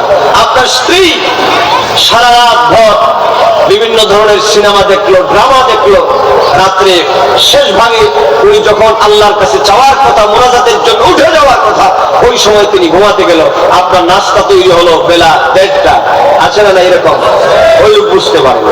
আপনার ছেলেটা সারাদিন সারা রাত মোবাইলে ফেসবুকিং করে সে ঘুমাইলো রাত্রে 4:30টায়, ফজরের একটু আগে আবার গল্প করে বলে কই ভাই রাতে ঘুম আসে না, ওই একটু ফজরের আগে একটু ঘুমটা আসে। মানে আপনার সাথে যে মিস্টার শয়তান চৌধুরীর ভালো সম্পর্ক হয়ে গেছে, এটা তো আপনারা বুঝার বাকি থাকার কথা নয়। কথা বল ঠিক না? এখানে আরেকটা কথা বলি আমার যুবকেরা, যুবক তোমার ভাগ্য পরিবর্তন হয় না। অনেক যুবকেরা বলে হুজুর লেখাপড়া করেছি, চাকরি হয় না, ব্যবসা বাণিজ্য বরকত হয় না। যুবককে তোমাদেরকে একটা আমলের কথা বলে যায়, আমি ওজন গুনাহগারের কথা নয়, মাত্র কয়েকটা দিনে আমলটা করে দেখো, আল্লাহ তোমার কপাল বদলায় দিবেন। কোন সুবহানাল্লাহ। আল্লাহ পাকের হাবিব বলেছেন আল্লাহুম্মা বারিক লি উম্মতি ফি বুকুরিহা। আমার নবী দোয়া করেছেন আল্লাহ আমার উম্মতের মধ্যে যারা প্রাতকালীন সময় সকালবেলা যারা আল্লাহ উঠে যায় ইবাদত করে, তাদেরকে তুমি বরকত দিয়ে বরকত মণ্ডিত করে দাও।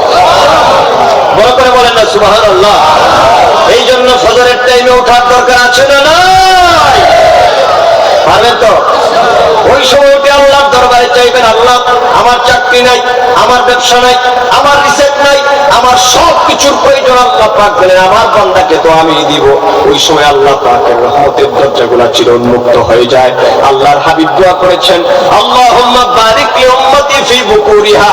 ওই প্রাতকালীন সময় আল্লাহ পাক বরকত দান করে। জন্য আল্লাহ পাকের হাবিবের কথা মোতাবেক আপনি যদি ফজরের নামাজটা আদায় করেন, আর আল্লাহর ওলিদের হাতে যারা বায়াত গ্রহণ করেছেন, আপনাদের তো শুধু ফজরের সময় না, ফজরের পর থেকে নিয়ে সূর্যোদয় পর্যন্ত ঘুমানো নিষেধ আছে। কথা কম আছে কিনা জানি না, আমি হুজুরের সামনে বলতেছি, কিন্তু এটা হাদিসের মধ্যে আছে।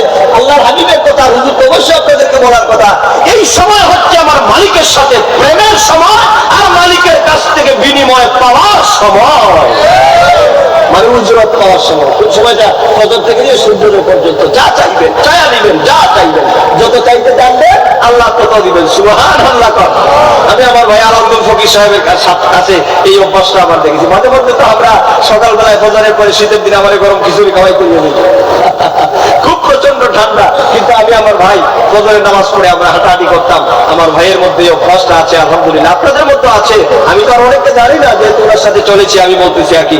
আমার বিশ্বাস আপনাদের চেহারা প্রমাণ করে এখানে বহু ফজরের নামাজ পড়নেওয়ালা আছেন, বহু তাহাজ্জুদ গুজার আছেন ইনশাআল্লাহ এখানের মধ্যে। আর আমার হুজুর এখানে আপনারা যারা বায়াত গ্রহণ করেছেন, অবশ্যই তো আপনার মধ্যে সেই তাসির থাকার কথা। অতএব আমরা যুবক আজকে থেকে নিয়ত করি আমরা ফজরের টাইমে ঘুমাবো না, বলেন ইনশাআল্লাহ। আল্লাহ পাক বলেন কোরআনের তেলাওয়াত করেন নবী আমার, উতলু মা উহিয়া ইলাইকা মিনাল কিতাব ওয়া আকিমিস সালাহ, এবং নামাজ কায়েম করুন। নামাজ মানুষদেরকে পড়তে বলুন, আদায় করতে বলুন। ইন্নাস সালাতা তানহা আনিল ফাহশাই ওয়াল মুনকার, নিশ্চয় নামাজ মানুষদেরকে পাপ কাজ থেকে বাঁচায় দেয়। কিন্তু আমরা দেখি আল্লাহ কয় নামাজ মানুষের পাপ কাজ থেকে বাঁচায়, কিন্তু আমরা দেখি বেটা নামাজও পড়ে আবার সুদও খায়।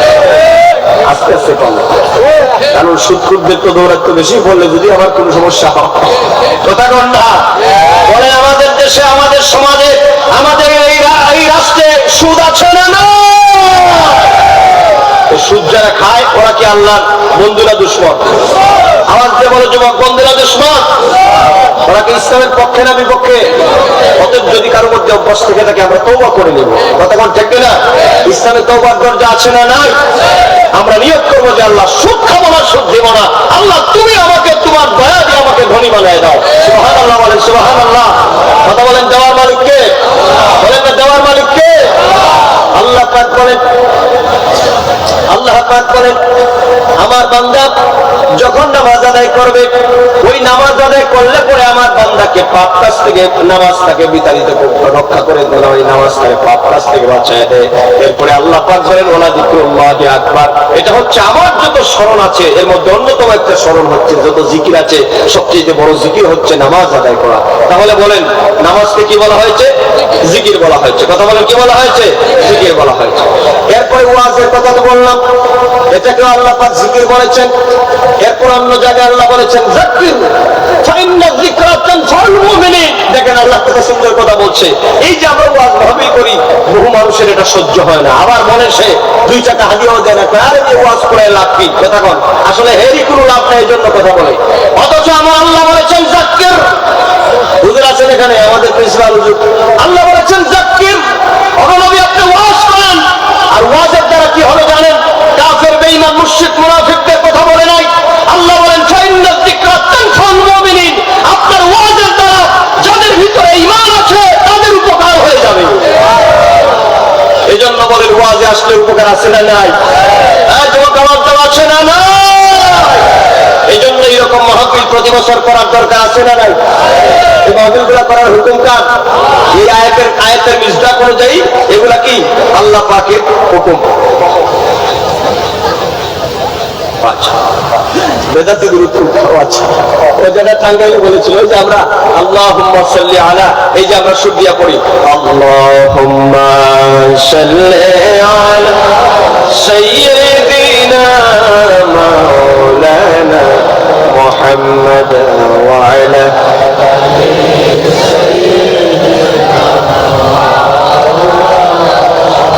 এটা হচ্ছে এক শ্রেণীর ভাইদের দৃষ্টিতে বেদাতি দুরূদ। আপনারা বলেন এটা কি বেদাতি দুরূদ? এটা কি বেদাতি দুরূদ? এটা আমরা পড়ি। আল্লাহ পাকের হাবিব বলেছেন তোমরা উত্তম ভাষায় উত্তম শব্দে আমার প্রতি দুরূদ সালাম প্রেরণ করো। এই যে আমরা আল্লাহুম্মা সাল্লি আলা সাইয়্যিদিনা ওয়া মাওলানা মুহাম্মদ এগুলা পড়ি, এগুলা উঁচু মানের উচ্চাঙ্গিক আরবি কিছু শব্দের ব্যবহারের মাধ্যমে আমরা নবীজিকে সম্মান জানাই। এগুলার সাথে বেদাতের কোনো সম্পর্ক, কথা বলেন সম্পর্ক? আপনাদের নিজেদের মধ্যে হাজারো বেদাত, আর আমরা একটু দুরূদ শরীফ পড়লে নিয়ে বেদাত হয়ে যায়। আরে ভাই, দুরূদ শরীফ পড়লে বেদাত হয় না। আমার নবীকে সালাম দিবেন, দুরূদ শরীফ পড়বেন। আপনারা তো এই রওয়ায়াত সবাই জানেন, নবীজি বর্ণনা করেছেন।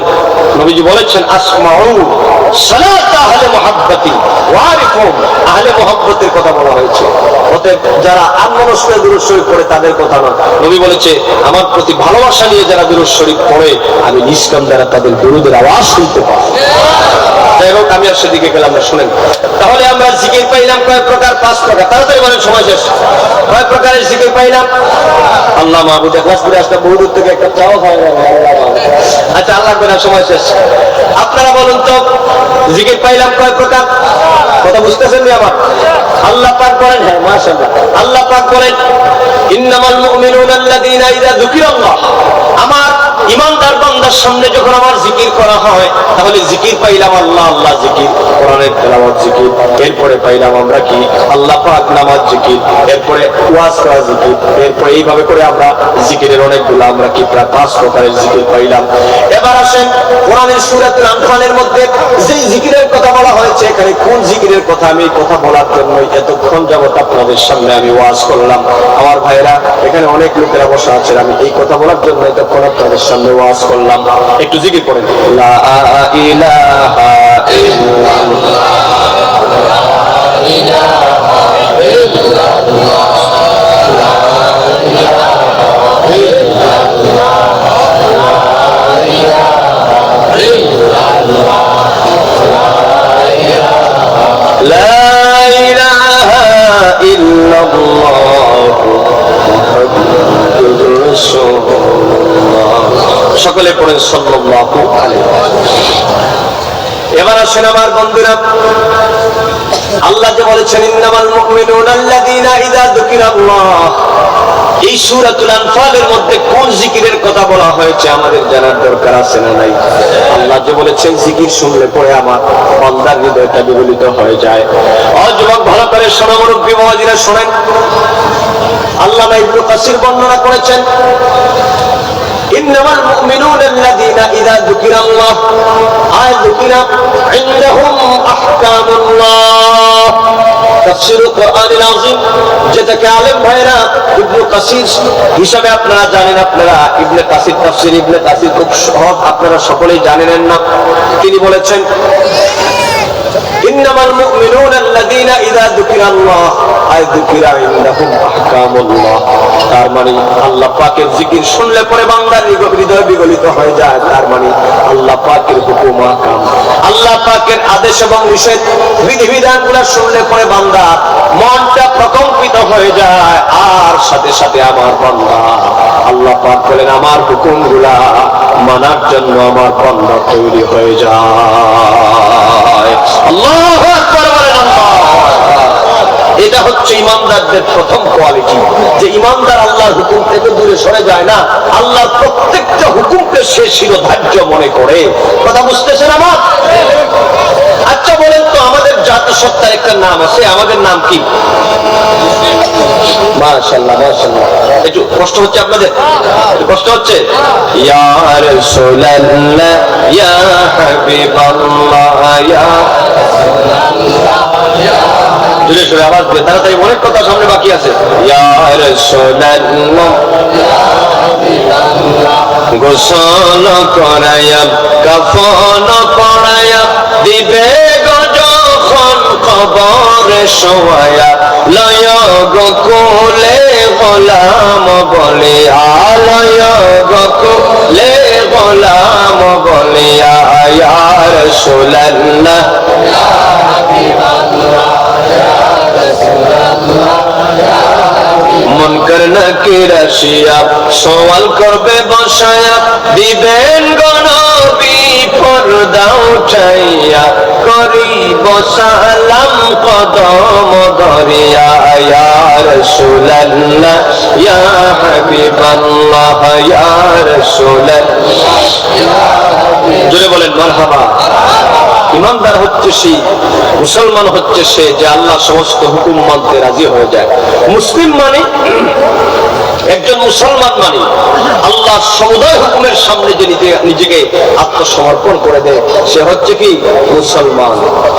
এখন যদি আমি প্রশ্ন করি আমার যুবকেরা, এবার আসো আমি আমার মূল কথার দিকে যাই। একজন ইমানদার ব্যক্তি হলো সেই, মুসলমান হলো সেই যে ব্যক্তি আল্লাহ পাকের সকল হুকুমগুলাকে মানে।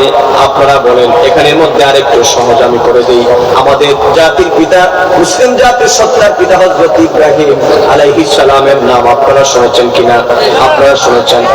হযরত ইব্রাহিম আলাইহিস সালামের ব্যাপারে বলা হয়েছে ইয ক্বালা লাহু রাব্বুহু আসলিম ক্বালা আসলামতু লিরাব্বিল আলামিন। শুনেন, ভালো করে শুনেন আপনারা, এই কথাগুলো বুঝলে আল্লাহর হুকুম মানার জন্য আপনার হৃদয়টা কোনোদিন কি হবে না, গাফিল হবে না। আল্লাহ পাক বলেছেন, স্মরণ করুন সেই সময়ের কথা যখন আমার ইব্রাহিমকে বলেছিলাম ইয ক্বালা লাহু রাব্বুহু আসলিম, ওগো ইব্রাহিম তুমি কি আমার সকল হুকুমের সামনে তোমার মস্তক অবনত করে দিবা? তুমি কি আমার সকল হুকুম মানতে রাজি আছো? ইব্রাহিম নবী এদিক সেদিক তাকায় নাই, কোনো ইন্টারফেয়ার করে নাই যে আল্লাহ দেখি আগে বলেন আপনার হুকুমগুলা কি কি, যদি সুবিধা দেখি মানবো, আর অসুবিধা দেখে আমি নাই। কথা বলেন, আছে না নাই? আমাদের বহু লোক আছে না যে সুবিধা হইলে আছে, অসুবিধা হইলে আছে না নাই? এই যে দেখবেন শীতের দিনে ফজরের রক্ত বহু লোক নাই, কথা কোন ঠিক কিনা? আবার বহু লোকেরা কয় মৌলানা সাহেব, মুফতি সাহেব আপনারা এত মাহফিল করেন, এত ওয়াজ করেন, এত ফতোয়া টতোয়া দেন, এই যে এত কষ্ট হয় আপনারা কি বুঝেন না? সব মৌলভী সাহেবরা আপনারা এই ফজরের টাইমটা একটু শীতের দিনের জন্য সকাল 9টায় নিতে পারেন না। আচ্ছা, তার মানে কি সে ঘুমায় ঘুমায়া ওই রৌদ্র উঠলে পরে সে ফজরের নামাজ পড়বে? আপনারা বলেন এইরকম কি কোনো বিধান ইসলামে আছে? বিধান ইসলামে? তার মানে একজন ইমানদার বান্দা সে বলবে আল্লাহ আমার ফজরের নামাজ যখন পড়ার কথা আমি রাজি আছি, তাতে শীত যত কঠিনই হোক। কথা বলো, কথা বলো, ঠিক কিনা? এমন যদি হতে পারে তাহলে আপনি ইমানদার, তাহলে আপনি মুসলমান। আল্লাহ কয় আমার ইব্রাহিমকে আমি বলছি আমার হুকুমগুলা কি মানতে রাজি আছো? ইব্রাহিম নবী কোনো কথা বলেন নাই, সঙ্গে সঙ্গে কি জবাবটা দিয়েছেন আল্লাহ পাক বলেন, ইব্রাহিম সঙ্গে সঙ্গে বলেছে ক্বালা আসলামতু লিরাব্বিল আলামিন। ইব্রাহিম নবী বলে আল্লাহ তুমি বলবা আমি মানবো না, সেটা হইতে পারে না। তুমি যা বলবা তোমার সব হুকুমের সামনে আমার মস্তককে আমি অবনত করে দিলাম। এই জন্য আমাদের নাম কি মুসলমান। মানে আল্লাহ সকল হুকুম যা মানে তার নাম কি।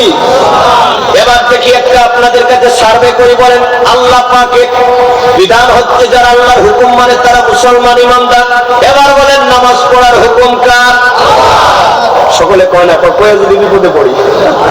আরে ভাই মহব্বতে বলেন না, পড়েন আর না পড়েন কিন্তু বিশ্বাস তো করে রাখতে হবে। কথা বলেন ঠিক কিনা? একটু আওয়াজকে আসতে হবে না জুড়ে হবে? মা বোনেরও বাড়িঘর থেকে মনে মনে বলেন, আমার সাথে বলেন নামাজ পড়ার হুকুম কার। আরেকটু বলেন আল্লাহ। নামাজ আল্লাহ খুশি হবে, আল্লাহ খুশি হবে যে দেখো আমার বান্দারা আমার জমিনে আমার কথা পুরো স্বীকার করতেছে। সুবহানাল্লাহ বলেন না? বলেন নামাজ পড়ার হুকুম কার, রোজা রাখার হুকুম কার, হজ আদায় করার হুকুম কার, যাকাত দেওয়ার হুকুম কার, আল্লাহর হাবিবকে মহব্বত করার হুকুম কার, নবীর সাথে বেয়াদবি করা যাবে না এই হুকুম কার, আল্লাহর ওলিদের সহবতে থাকার হুকুম কার, স্বামী স্ত্রীর হক আদায় করবে, স্ত্রী স্বামীর হক আদায় করবে এই হুকুম কার, সন্তানাদিদেরকে মানুষ হিসাবে গড়ে তোলার জন্য আপনাকে পরিশ্রম করা লাগবে এই হুকুমটাও আমার আল্লাহ। আল্লাহ পাক তৌফিক দিলে পরে আল্লাহর রাহে কুরবানি দিবেন এই হুকুমও আমার আল্লাহ। সুবহানাল্লাহ বলেন সুবহানাল্লাহ। অতএব আমরা যারা ইমানদার মুমিন মুসলমান যারা আমরা আল্লাহকে মানি, আমরা আল্লাহর হুকুম মানতে উঠছেন কেন আপনারা? বসেন। হ্যাঁ ভাই বসেন। হুজুর হুজুর আসছেন না মেহমান আসছেন? ও আচ্ছা, কি আমাদের আমার পরের জন নাকি? নাম কি? মাশাআল্লাহ আমাদের গাজী সিরাজুল ইসলাম কুদরতি সাহেব আসছেন। মাশাআল্লাহ বয়ান শোনাবেন আপনাদেরকে তিনি সুন্দর করে। বসেন। আমি ইনশাআল্লাহ আমার বক্তৃতা 5 মিনিটের কম সময়ের মধ্যে ইনশাআল্লাহ শেষ করে দিচ্ছি। বসেন। কই হুজুর কই? আসেন। মাশাআল্লাহ ভালো আছেন। আল্লাহ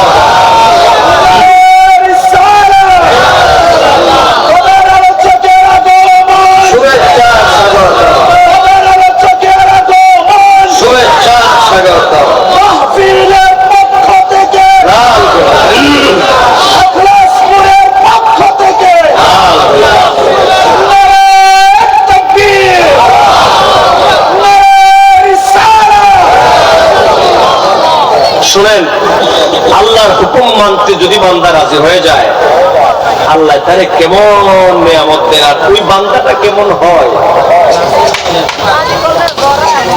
কোন কথা নেই, আমি মাত্র আর 1-2 মিনিট আমার বক্তৃতা শেষ করে দিচ্ছি। কথা বুঝতেছেন আপনারা?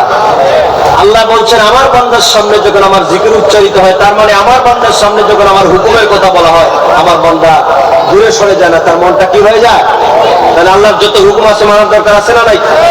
এবার আসেন আল্লাহর হুকুম যারা মানে ওই বান্দাদের অবস্থাটা কিরকম হয়। আরে ভাই আল্লাহকে চিনার দরকার। আমরা শুধুমাত্র আল্লাহ আল্লাহ বলি এটা না, আল্লাহ যে কেমন আল্লাহর একটু চিনা দরকার। আমাদের মাযহাবের ইমাম ইমামে আযম আবু হানিফা রাহমাতুল্লাহি আলাইহির নাম আপনারা শুনেছেন? এরকম বললেন কেউ? আওয়াজ দিয়ে বলেন না শুনেছেন? আপনারা মানেন কিনা? বলেন আমরা মাযহাবে হানাফি। বলেন মাযহাবে আমরা আহলুস সুন্নাত ওয়াল জামাত। আকীদায়ে সুন্নি। বলেন আমরা আকীদায়ে মাযহাবে হানাফি। এরপরে তরিকায় আমরা কাদেরি আছি, চিশতি আছি, নকশবন্দি আছি, মুজাদ্দিদি আছি, সরওয়ার্দী আছি। এটা হলো আপনাদের ব্যাপার। হযরত ইমামে আযম আবু হানিফা রাহমাতুল্লাহি আলাইহি ভালো করে শুনেন। আল্লাহর পরিচয় লাভ করলে বান্দা কেমন হয়ে যায়, আল্লাহর হুকুম হাকাম সম্পর্কে জানতে পারলে বান্দার অবস্থাটা কেমন হয়। ইমাম আযমের একটা ঘটনা আপনাদেরকে শোনাই। ইমামে আযম তিনি কত বড় ব্যক্তি, তার কথা বলতে গিয়ে অনেক সময় চলে যাবে। ইমামে আযম তিনি এমন বড় ব্যক্তি, আল্লাহু আকবার তাইয়্যিবা, যিনি রমজান শরীফে প্রতিদিন প্রায় 2 খতম কোরআন শরীফের তেলাওয়াত করতেন। আল্লাহ পাক তার উপরে এত রাজি ছিলেন। ইমামে আযম আবু হানিফা রাহমাতুল্লাহি আলাইহি ইমাম হাসকাফি দুররে মুখতারি লিখেছেন, ইন্নাহু রাআ রাব্বাহু মিয়াতা মাররাতিন ফিল মানাম। ইমামে আযম রাতে স্বপ্ন যুগে 100 বার আমার আল্লাহ দিদার লাভ করেছেন। ইন্নাহু রাআ রাব্বাহু মিয়াতা মাররাতিন ফিল মানাম। তিনি রাতের বেলায় ঘুমের অবস্থায়, তার মানে এটা কৈফিয়ত আল্লাহ যেমন ইচ্ছা ইমাম আযমকে সেইভাবে দেখা দিয়েছে। সেই ইমামে আযম আবু হানিফা কত বড় ব্যক্তি, সুবহানাল্লাহ। তিনি একবার খানায়ে কাবার মধ্যে তিনি তাওয়াফ করার জন্য গিয়েছিলেন। ওই সময় খানায়ে কাবার খাদেম যিনি ছিলেন তিনি ইমামে আযমকে দেখার পরে খানায়ে কাবার মেইন দরজা তার সম্মানে খুলে দিয়েছেন। আর একটু আস্তে বলুন সুবহানাল্লাহ। আমার দেশের আলে হাদিস সালাফিরা আমার ইমামে আজম আবু হানিফার ব্যাপারে বিয়াদবি বলে, আরে বলটু মিয়া তোমার ইবাদত কদ্দুর আর ইমাম আজমের ইবাদত কদ্দুর একটু শোনাও। তুমি আল্লাহকে কদ্দুর চিনো আর ইমামে আজম আল্লাহকে কদ্দুর চিনেছেন শোনেন। ইমামে আজমের জন্য খানায়ে কাবার দরজাকে খুলে দিয়েছেন খানায়ে কাবার ইমাম সাহেব খাদেম হযরত ইমাম আযম আবু হানিফা রাহমাতুল্লাহ আলাইহি খানায়ে কাবার ভিতরে প্রবেশ করলেন। খানায়ে কাবার ভিতরে প্রবেশ করার পরে বলতেছেন রব্বুল আলামিন এই কাবার দিকে ফিরে আমি জীবনে বহুবার তোমার ইবাদত করি, কিন্তু খানায়ে কাবার ভিতরে ঢোকার সৌভাগ্য কোনোদিন হয় নাই। ও আমার ক্লাসপুরের জনগণ, এই যে আমরা নামাজ পড়ি এখান থেকে পশ্চিম দিকে, তার মানে আমাদের এই এলাকা থেকে পশ্চিম দিকে খানায়ে কাবা।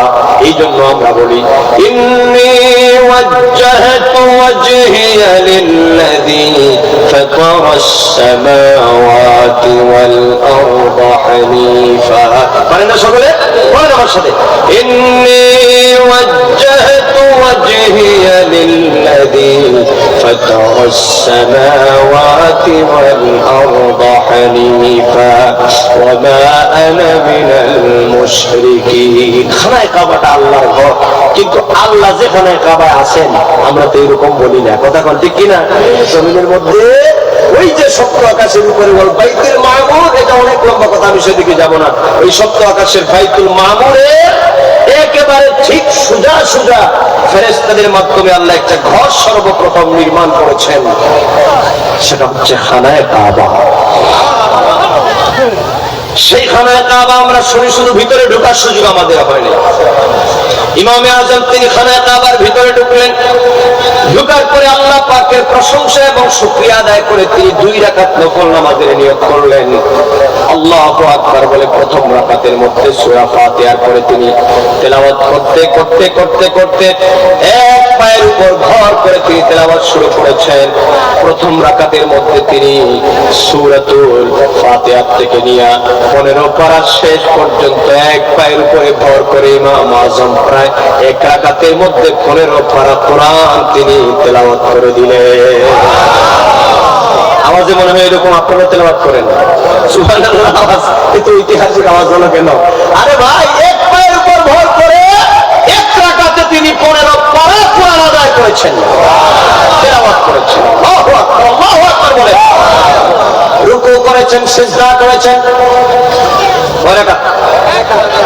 আর বাকি আছে কয় রাকাত? এই পিছনে কথা বলেন, আর বাকি আছে কয় রাকাত? আরেকবার তিনি বাকি রাকাতের মধ্যে উঠে তিনি তেলাওয়াত শুরু করলেন হাত্তা খাতামাহা, একেবারে শেষ পর্যন্ত তিনি মিনাল জিন্নাতি ওয়ান নাস, বাকি এক রাকাতের মধ্যে কোরআনের বাকি 15 পারা তিনি তেলাওয়াত করে দিলেন। তার মানে ইমাম আজম আবু হানিফা মাত্র 2 রাকাত নামাজের মধ্যে এক পারা কোরআন শরীফ তিনি খানায়ে কাবার ভিতরে তিনি তেলাওয়াত করলেন আর তিনি নামাজ আদায় করলেন। আপনারা বলেন দুই লোকটার ইবাদতের কি কোনো তুলনা হতে পারে নাকি? কথা বলেন, তুলনা হতে পারে নাকি? এবার শুনেন আমার বাবাজিরা, এই 2 রাকাত নামাজ পড়ার পরে এবার হযরত ইমামে আজম আল্লাহর দরবারে 2টি হাত তুললেন খানায়ে কাবা থেকে। যুবকরা শুনে যাও, মুরব্বী বাবা শুনে যান, আল্লাহ পাক তিনি কেমন, আল্লাহকে যদি কেউ চিনে যায় ওই বান্দার মাকাম কেমন হয়ে যায়। এবার তিনি 2 রাকাত নামাজ আদায় করার পর খানায়ে কাবা ভিতর থেকে ইমামে আজম আল্লাহর দরবারে হাত তুলে দোয়া করলেন, আল্লাহুম্মা মা আবাদা হাযাল আবদুদ দাঈফ হাক্কা ইবাদাতি ওয়ালাকিন আরাফাকা হাক্কা মারিফাতিক। আল্লাহ পাকের মাহবুব বান্দা ইমামে আজম বলেন, আল্লাহ আমি ইমামে আজম আবু হানিফা ইবাদত বندگی করে তোমার হক আমি আদায় করতে পারি নাই। কে বলছে? কে বলছে? সেই ব্যক্তি 2 রাকাত নামাজে এক পারা নয়, 2 রাকাত নামাজে 30 পারা কোরআন যিনি খতম করেছেন মাত্র 2 রাকাত নামাজের মধ্যে, ওই ব্যক্তি বলে, আল্লাহ আমি ইবাদত করে তোমার হক আমি আদায় করতে পারি নাই গো মাহবুব, তুমি তো এমন মহান আল্লাহ, আমার মতো নগণ্য বান্দা তোমার ইবাদত করে তোমার হক আমি আদায় করতে পারি নাই। কিন্তু আল্লাহ আল্লাহ আল্লাহ আমি ইমাম আজম, লোকেরা বলে আমি ইমামে আজম তোমার খানায়ে কাবা থেকে বলে যায় ওয়ালাকিন্না রাফাকা হাক্কা মারিফাতি, আল্লাহ কিন্তু যতটুকু তোমার চেনার দরকার, তুমি যে কেমন আল্লাহ, আমি ইমাম আজম তোমাকে সত্যি চিনতে পেরেছি। আল্লাহু আকবার, বলেন আল্লাহু